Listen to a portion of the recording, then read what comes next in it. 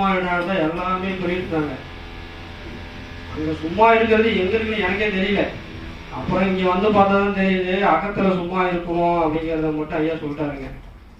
அதோட இன்னொரு என்னன்னா, நான் யாருங்கிறதே நான் ஆன்மான்ட்டே நினச்சிட்டு இருந்தேன் இன்னி வரைக்கும்.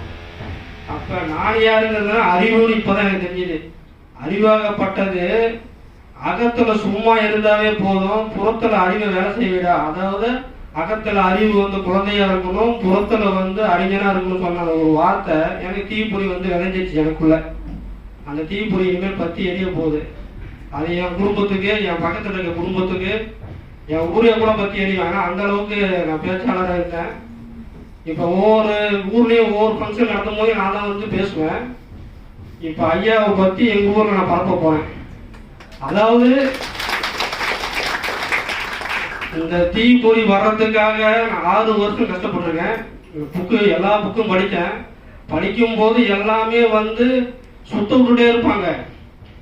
என்ன சொல்றாங்க லாஸ்ட் வரைக்கும் ஃபைனலாக புரியவே முடியாது.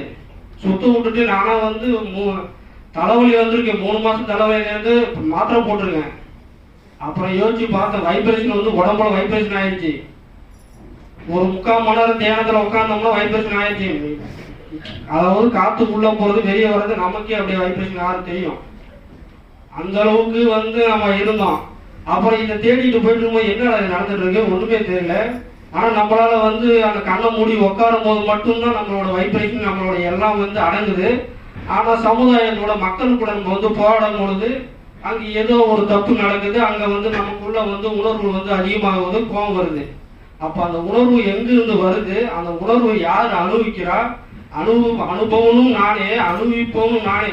அப்போ அந்த அனுபவத்தை உருவாக்கணும் நானுங்கிறது தெரிஞ்சுக்கிட்டு அந்த அனுபவிப்பவனாயும் நம்மளே விட்டாகணும்.